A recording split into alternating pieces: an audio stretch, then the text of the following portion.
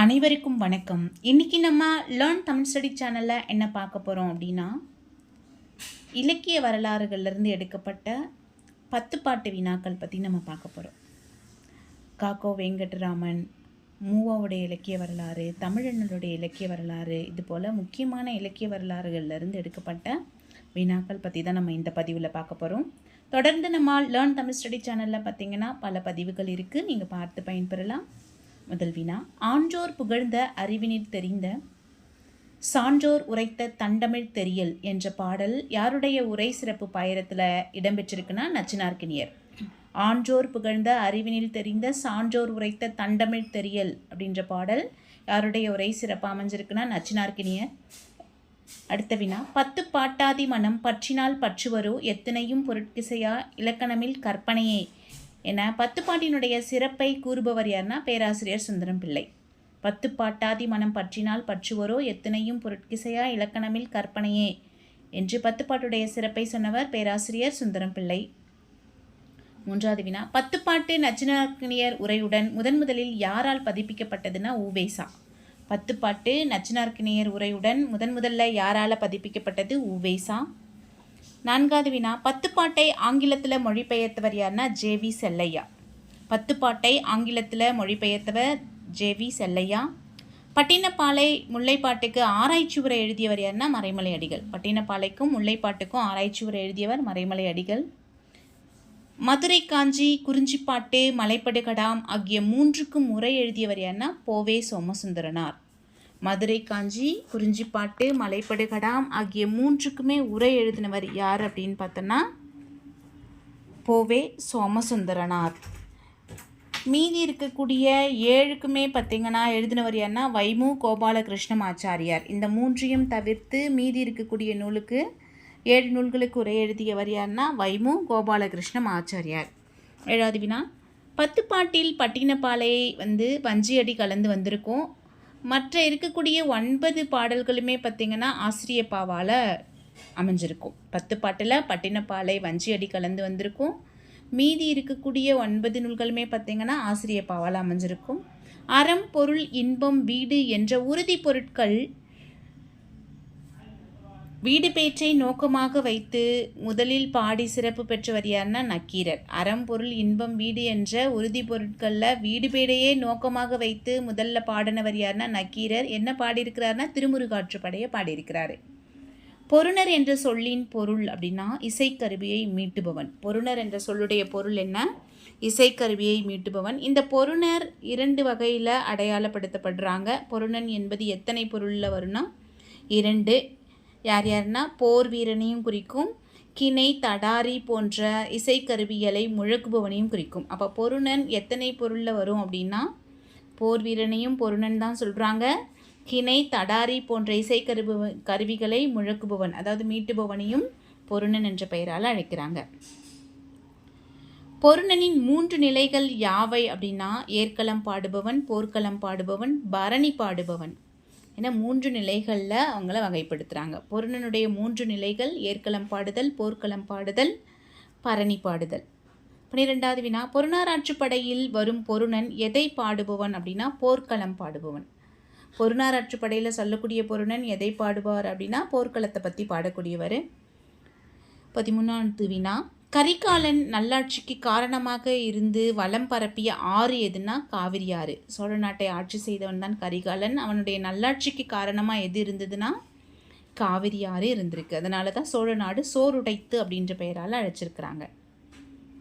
அடுத்த வினா, பாலையாழின் தோற்றத்தை வர்ணிக்கும் நூல் எதுனா பொருணராற்றுப்படை.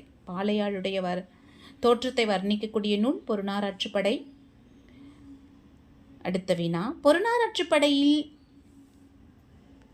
அடிமுதல் முடிவரை வர்ணிக்கப்படுபவள் யார்னா விரலி. பொருணராற்றுப்படையில் அடிமுதல் முடிவரை வர்ணிக்கப்படுபவள் விரலி.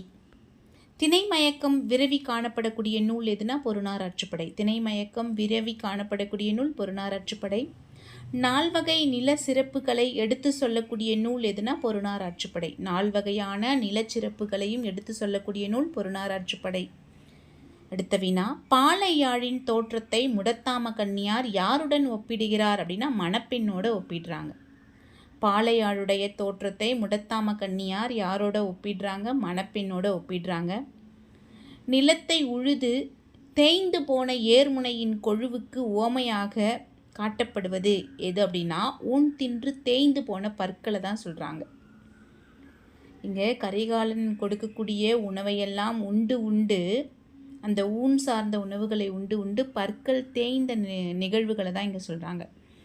நிலத்தை உழுது தேய்ந்து போன ஏர்முனையின் கொழுவுக்கு உவமையாக காட்டப்படுவது ஊன் தின்று தேய்ந்து போன பற்கள். அடுத்த வினா, அறவுரி அன்ன அறுவை நல்கி என்ற தொடர் இடம்பெறும் நூல் யாது? இதில் அறவுரி என்பது எதை குறிக்கும் அப்படின்னா, அறவுரி அப்படின்ற சொல் எதில் இடம்பெற்றிருக்கு அப்படின்னா பொருநாராற்றுப்படையில் இடம்பெற்றிருக்கு. இங்கே அறவுரி என்பது எப்படிப்பட்ட ஆடையை குறிக்குது அப்படின்னா, பாம்பு உரித்த தோல் போன்ற மென்மையான ஆடையை குறிக்குது. அறவுரி என்ன அறுவை நல்கி என்ற தொடர் எந்த நூலில் இடம்பெற்றிருக்குன்னா பொருநாராற்றுப்படையில் இடம்பெற்றிருக்கு. இங்கே அறவுரி என்பது எதை குறிக்குது அப்படின்னா, பாம்பு உரித்த தோல் போன்ற மென்மையான ஆடையை குறிக்குது. அடுத்த வினா, வள்ளலை புகழும் பாட்டாக அமையாமல் குடிமக்களை புகழும் பாட்டாக அமைந்து காப்பியங்களின் தோற்றத்துக்கு வழிவகுத்த நூல் எதுனா பொருநாராற்றுப்படை.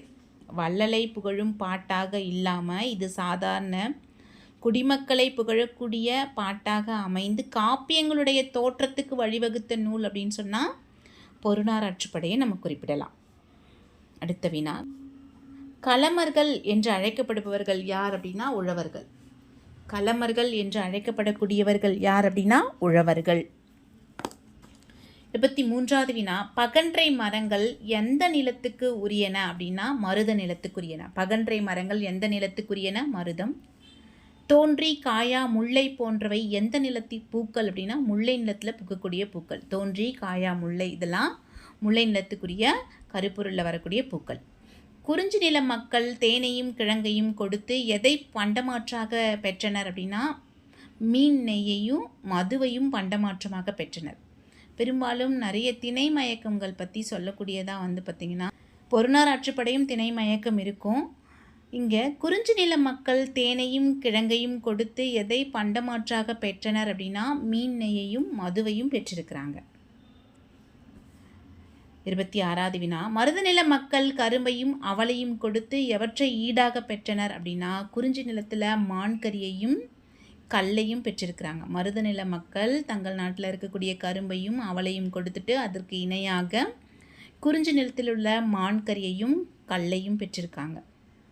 அடுத்த வினா, மலைக்குறவர்கள் எந்த பூவை சூடினர் அப்படின்னா நெய்தல் பூவை சூடியிருக்கிறாங்க. மலைக்குறவர்கள் எந்த பூவை சூடியிருக்கிறாங்கன்னா நெய்தல் பூவை சூடியிருக்கிறாங்க.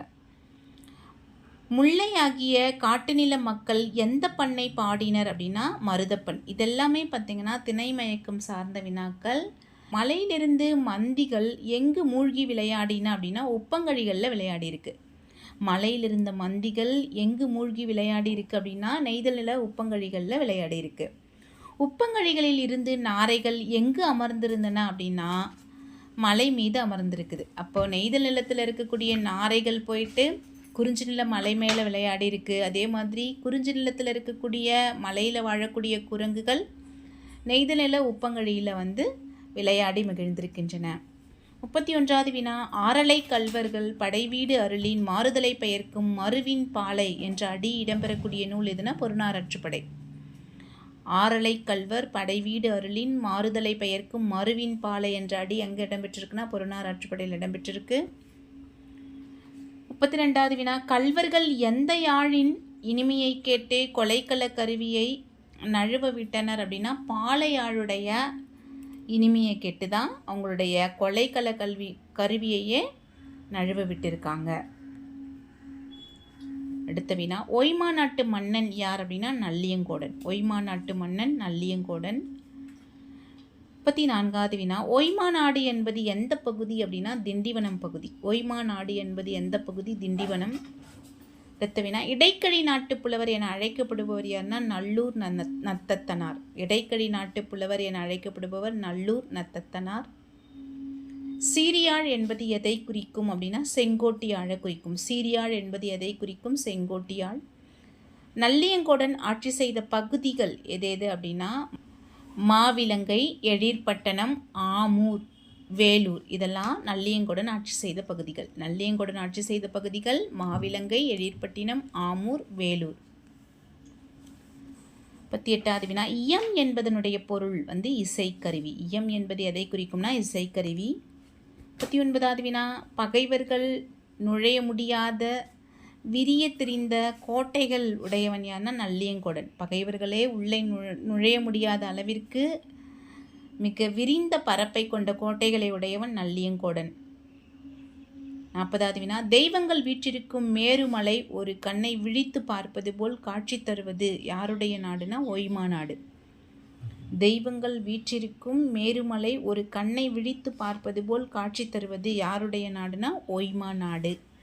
இந்த பகுதியில் பார்த்திங்கன்னா நம்ம தமிழ் இலக்கிய வரலாறு பல புத்தகங்கள்லேருந்து ஒரு 40 வினாக்கள் எடுத்து பார்த்தோம். இந்த வினாக்கள் உங்களுக்கு கட்டாயமாக தேர்வு நோக்கில் இருக்கும், பயனுடையதாக இருக்கும், புதுமையான வினாக்களாக இருக்கும் அப்படின்னு சொல்கிறேன்.